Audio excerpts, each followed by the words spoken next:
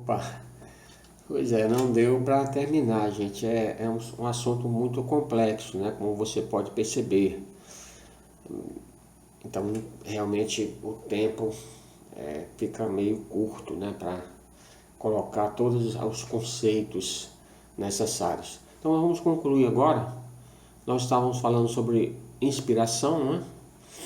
Então, a pergunta é: como é que o profeta, o servo de Deus, é inspirado para colocar em palavras, né, o conteúdo revelacional de Deus? Não que ele tenha necessariamente recebido esse conteúdo, ele pode estar colocando o que outras pessoas receberam, tá certo? Então nós temos dois tipos de inspiração: a mecânica e a plenária, ou mecânica ou dinâmica. Na mecânica, Deus inspira as palavras do profeta. É como se o profeta fosse um instrumento através do qual Deus vai revelando as suas verdades. Mais ou menos como se fosse uma psicografia, alguma coisa assim, tá? Então eu não posso me afastar desse exemplo porque parece que é o melhor, né? Felizmente. Desculpe se ofendo alguém, mas realmente essa inspiração tipo zumbi é um pouco indigna, né, do ser humano. O ser humano não é um robô, um instrumento inanimado, ele tem vontade, ele é uma pessoa humana. Ele tem características que, sem as quais ele deixa de ser um ser humano.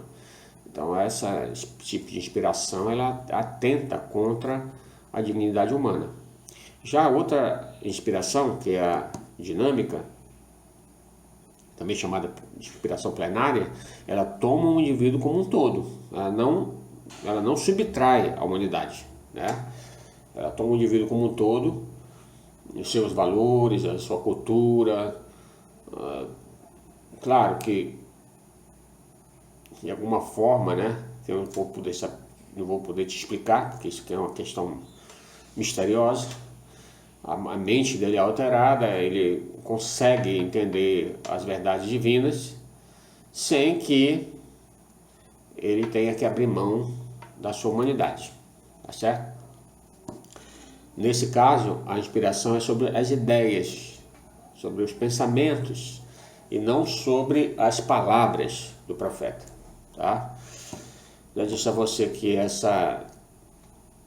esse tipo de conceito ela surgiu devido a uma necessidade de erguer a Bíblia, né, para que ela pudesse ser encarada como palavra de Deus, né, por conta do liberalismo, da teologia liberal, mas infelizmente o resultado foi o oposto, né, não melhorou, mas deu mais munição para os incrédulos, para os liberais atacarem a Bíblia, porque nós sabemos que esse tipo de inspiração inerrante, ela é inviável, né? Se você pegar a Escritura, você vai ver que ela é inviável. Primeiramente porque os apóstolos e escritores do Novo Testamento não a levaram em conta, né? Se você pegar o Novo Testamento, você vai perceber que a citação do Antigo Testamento são citações livres, né? Citações que não são citações que pressupõem uma inspiração palavra por palavra do Antigo Testamento. As citações, elas pressupõem que as ideias, sim, foram inspiradas, e não as palavras. Da mesma sorte que no Novo Testamento é uma tradução do Antigo, né? Até a palavra Deus, como eu já falei para vocês aqui, foi traduzida. Então, essa é a concepção do Novo Testamento. Não há uma preocupação literal, né, com as vírgulas, com os detalhes, com as minúcias. Não há essa preocupação. A preocupação com o pensamento, as ideias, os conceitos que são reproduzidos no Novo Testamento, mas não de forma servil, né? Atentando para os mínimos detalhes. Então, aí já é o nosso primeiro problema, né? O Novo Testamento ele não encara o Antigo como inerrante, no sentido de ser fiel às palavras nos mínimos detalhes, tá? Outro ponto são os pressupostos, né? Por exemplo, os defensores da inerrância, eles usam um silogismo para chegar à sua conclusão. O silogismo é o seguinte: tudo que Deus faz é perfeito. Deus inspirou as Escrituras, logo, as Escrituras são perfeitas. Certo? Esse é o silogismo. Só que ele está errado. Porque Deus inspirou as Escrituras através de homens pecadores, seres humanos. Né? Tem, pessoas que foram inspiradas não eram anjos, não eram santos, não eram seres de outro planeta, eram como nós. Claro que nesse processo guiados pelo Espírito Santo, mas não deixaram de ser o que são. Então, a inspiração plenária, ela é mais adequada quando você pensa nessa realidade humana que milagrosamente, sobrenaturalmente, foi tomada por Deus como instrumento para a redação do seu livro sagrado. Mas o homem foi tomado como um ser completo, não só uma parte do ser humano, tá? Portanto, a Escritura ela é divina, mas ela é humana também. Nós vamos ver isso aí em vários textos, né? Salmos, onde o salmista fala que bendito aquele que pegar teus filhos e arrebentar contra as rochas, contra as paredes, expressão de um sentimento humano de revolta, de vingança, de lembranças ruins. A Bíblia tem isso, a Bíblia tem essas expressões. A Bíblia não oculta o humano, ela não oculta a imperfeição humana, ela mostra que Deus tem o poder de transformar, mas ela não, de maneira nenhuma, ela oculta, ela esconde o ser humano.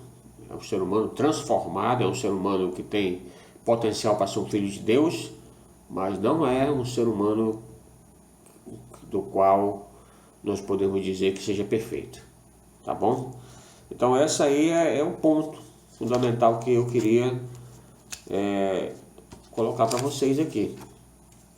Agora, temos alguns textos que são interessantes nós pensarmos, que inclusive como textos probatórios contra a inerrância, né? Por exemplo, Mateus 26:34 diz que Jesus falando com Pedro, né? Antes que o galo cante, me negarás 3 vezes. Isso está lá em Mateus 26:34. Você pode constatar, procurar aí, analisar, que você vai encontrar esse texto lá. Agora, Marcos 14:30 já aparece um pouquinho diferente. Aparece, antes que o galo cante 2 vezes, tu me negarás. Então, são dois textos, relatos que são citações, né, de Jesus, mas são diferentes, né? Um fala que antes que o galo cantasse, Pedro iria negar 3 vezes, e o outro, antes que o galo cantasse 2 vezes. Então, aí você vai poder querer argumentar, não, que são manuscritos e tal, diferentes, complicado.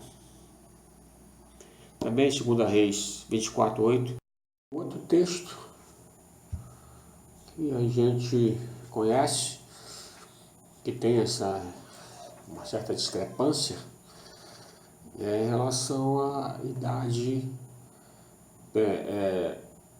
que Joaquim começou a reinar, né? Em 2 Crônica 36:7 diz que ele tinha 8 anos.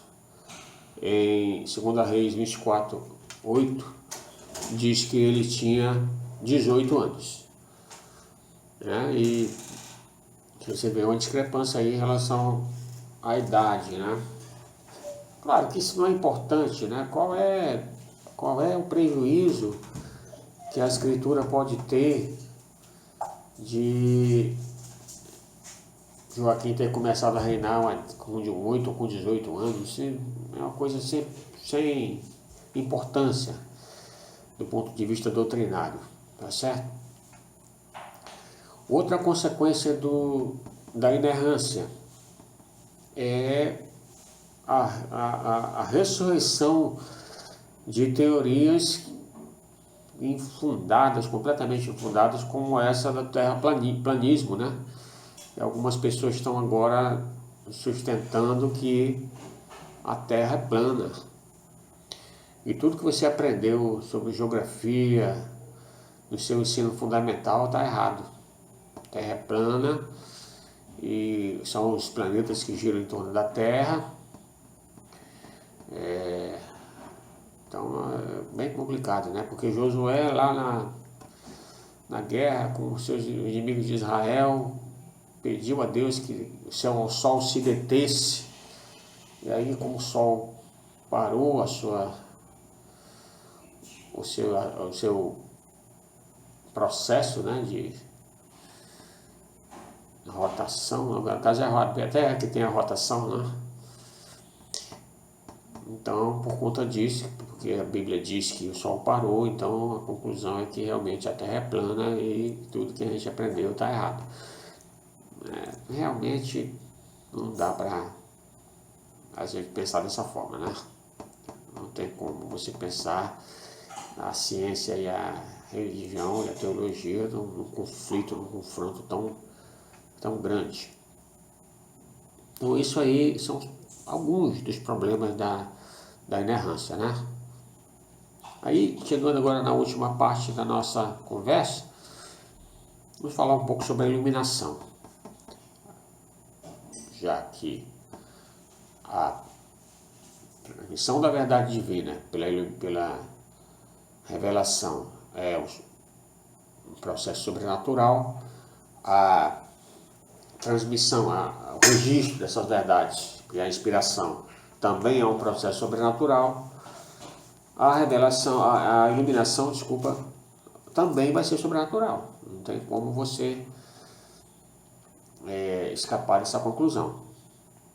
Nós temos alguns textos que apresentam de uma forma mais incisiva, né, essa verdade. Um deles é João 16, verso 13. Vamos pegar aqui para ler. João 16, verso 13. Então aqui nós encontramos o seguinte texto: porém, quando vier o Espírito da verdade, ele vos guiará em toda a verdade, porque não falará de si mesmo, mas falará tudo quanto tiver ouvido e vos fará saber. Então Jesus está dizendo aqui, fazendo a promessa para os discípulos, que o Espírito Santo iria guiá-los, né, na verdade, ou seja, ia fazer com que eles tivessem as conclusões corretas sobre os ensinos de Jesus, que você percebe na leitura do Evangelho, não acontecia, né? Quando Jesus esteve na Terra, no período de convívio com os discípulos, não havia uma compreensão muito boa, né, dos ensinos de Jesus. Quando Jesus, então, ascendeu e o Espírito Santo foi dado à igreja, aí sim começou o processo de compreensão. Então a iluminação ela sempre vai estar relacionada com esse processo de compreensão da verdade bíblica, da verdade divina. Não é um conhecimento natural, né? Não é um processo cognitivo natural, é um processo sobrenatural, tá? E o texto que vai nos ajudar a entender isso é 1 Coríntios 2,14. 1 Coríntios, primeira carta de Paulo aos Coríntios, capítulo 2, versículo 14. E diz aqui, um texto bem conhecido, né? Mas que vale a pena sempre voltar a ele, porque ele tem realmente uma compreensão muito boa do que seja a iluminação. Então aqui no Coríntios 2,14 diz o seguinte: mas o homem natural não compreende as coisas que são do Espírito de Deus, porque para ele são loucuras e não se pode conhecer, porque se discernem espiritualmente. Então, a revelação de Deus é discernível apenas espiritualmente. Você pode compreender cognitivamente? Pode. É um texto, está escrito numa linguagem comum, corrente. Obviamente você pode compreender naturalmente. Mas uma compreensão mais profunda, uma compreensão mais espiritual, ela não é possível, tá? Sem a operação do Espírito de Deus, ok? Então, aí a pergunta que a gente tem agora é como é que essas duas coisas vão caminhar juntas, né? A iluminação e a revelação, como é que elas conversam? Veja bem, a iluminação ela não entra em choque com a revelação. Ela não contradiz a revelação. Ela aumenta a capacidade de compreensão dessa revelação, ok? Então, essa posição, por exemplo, da teologia liberal, ela não encontra guarida, não encontra apoio no que está registrado na Escritura, tá? Na teologia liberal, essas ideias científicas todas, essas ideias do iluminismo, elas vieram para alterar a nossa compreensão da Bíblia, porque, por exemplo, os milagres não são mais aceitos, a cosmogonia antiga ela é rejeitada, né? Claro que essa questão da cosmogonia, ela realmente você tem que, de certa forma, né, até certo ponto, aceitar. Mas a questão da rejeição dos milagres, a questão da rejeição do que diz a Bíblia de forma bem clara, né? Deus criou ou não por meio de sua palavra? Segundo a teologia liberal, não, né? Mas nós sabemos que criou pela sua palavra, porque assim diz a palavra.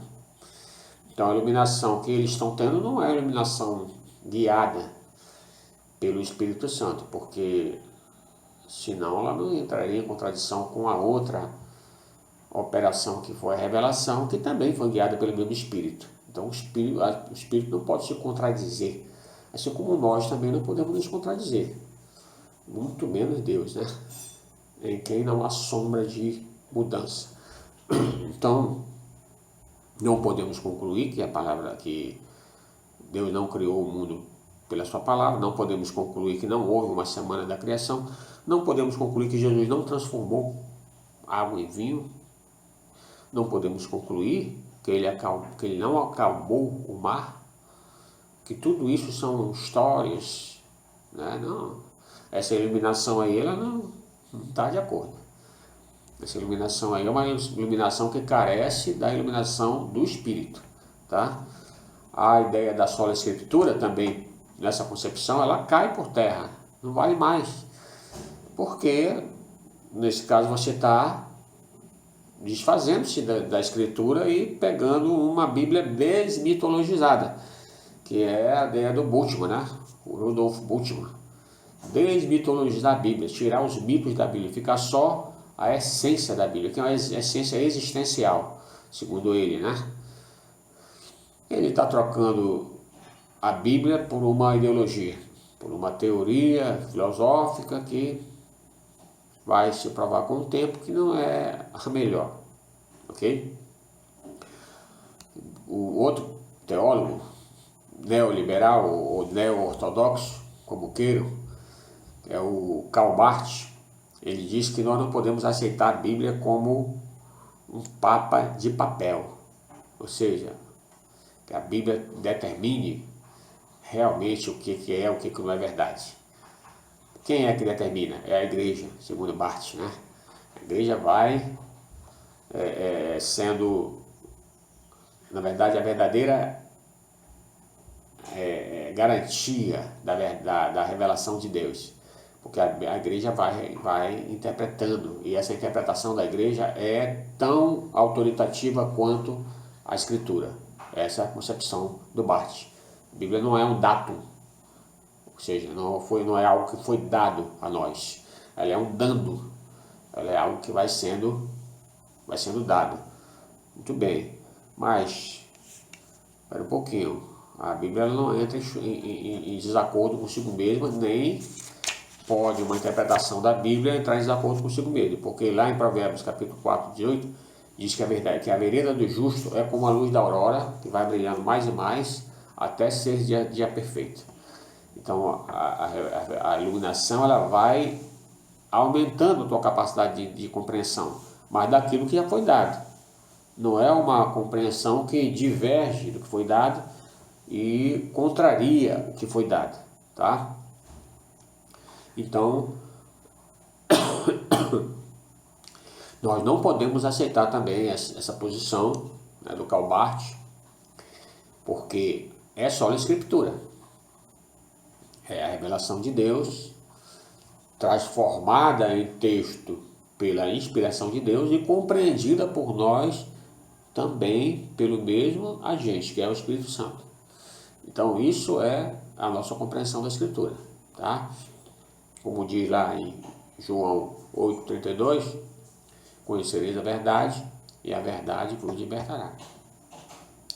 A Bíblia é a verdade, assim como Jesus também é a verdade. E o fato de você aceitar uma inspiração plenária e não mecânica não altera isso, tá? Espero que você tenha entendido o nosso objetivo aqui, a nossa exposição, e nos encontramos numa outra oportunidade quando nós vamos falar de uma teologia fundamental da Bíblia. Qual é, digamos assim, qual é a essência da Bíblia, tá? Então, no nosso próximo encontro, nós vamos trazer para você essa essência da Escritura, para que você possa ir entendendo, né, esse processo de abrir para depois fechar, né, ter essa compreensão panorâmica da Bíblia, da Escritura, para depois nós irmos então aos detalhes, tá bom? Lembre de dar o seu like, de dar o seu ok, seu joinha. Lembre de incentivar a gente. É um trabalho árduo, né? Gravar, preparar as falas, é um trabalho difícil. Por isso que nós precisamos do seu incentivo, tá? Se subscreva, não custa nada você se subscrever, tá? Se inscrever no canal. Você vai receber materiais novos que nós vamos estar preparando. Se você não tiver tempo para assisti-los, em algum momento você vai poder fazer isso, tá? Sei que a vida da gente é corrida, essa correio da vida moderna, né? Mas a gente sempre tem que tirar um tempo para as coisas de Deus, tá? Obrigado e nos encontramos na próxima oportunidade, se Deus quiser, tá? Fica com Deus.